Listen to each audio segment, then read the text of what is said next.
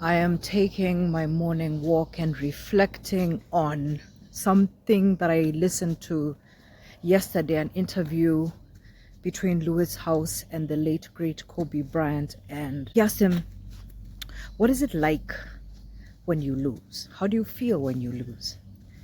And Kobe's response was, it's exciting. And I was like, what? What do you mean it's exciting? And obviously he went on to explain what he meant, that whether he wins or loses a game, it's all about what he is learning from every game. Obviously winning is the best, but he does his best not to take losing so personally, because it's part of the game, it's part of the process of life.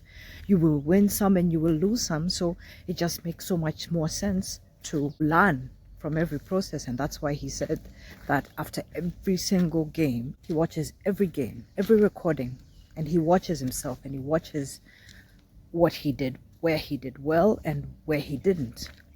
And he leaned a lot on his weaknesses.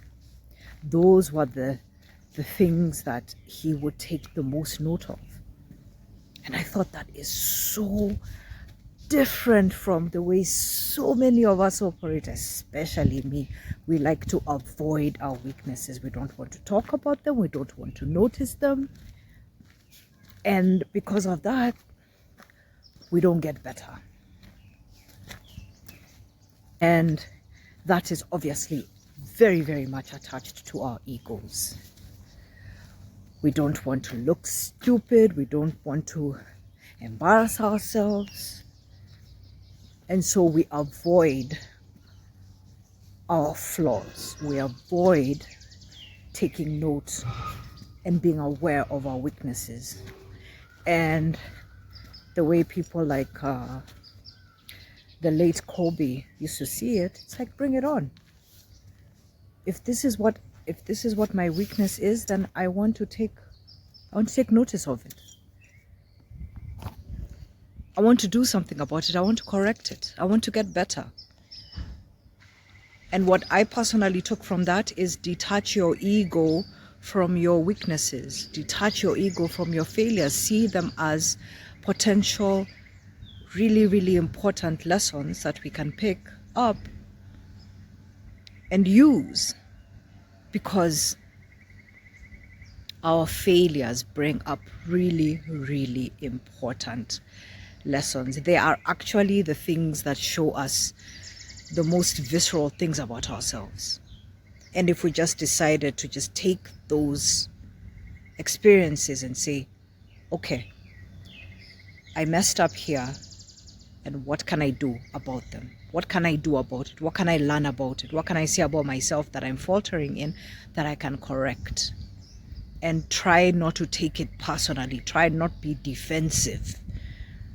I think that's the one thing that I took away the most, is I personally am not going to be so defensive when I do wrong, when I fail at something.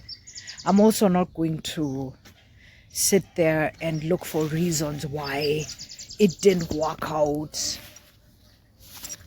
and hold on for dear life to that. No. For me, the best thing I can do for myself, I don't know about you guys, but the best thing I can do for myself when I falter, when I fail at something, is, sure, feel bad about it. Of course, we're human beings, but then look at it and be like, okay,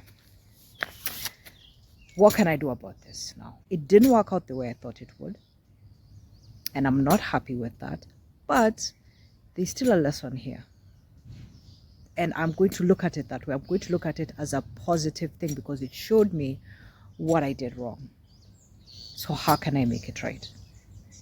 And I think that if we decided to operate in that way, it would work out so much better for us. It's almost like somebody who is right-handed and then deliberately starts working on their left hand, because they want to be perfect on both ends, you know.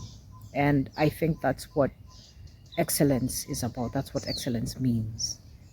It means leaning into your weaknesses, leaning into your challenges, and looking at them as potential gold mines of the most important aspects of ourselves that we can learn about. So yeah, I'm digging a lot in Kobe Bryant's interviews. I'm watching as many of them as I possibly can because there's so much to learn. And I hope you guys have a wonderful, wonderful, truly productive, meaningful week. Take care.